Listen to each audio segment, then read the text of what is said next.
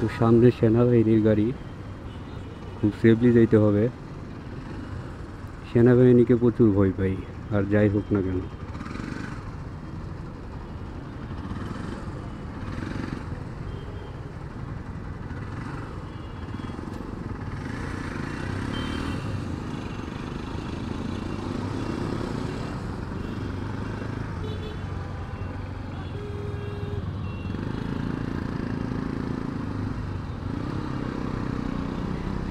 সেনাবাহিনীকে অনেকটা শ্রদ্ধা মন থেকেই আসে, আবার ভয়ও করে।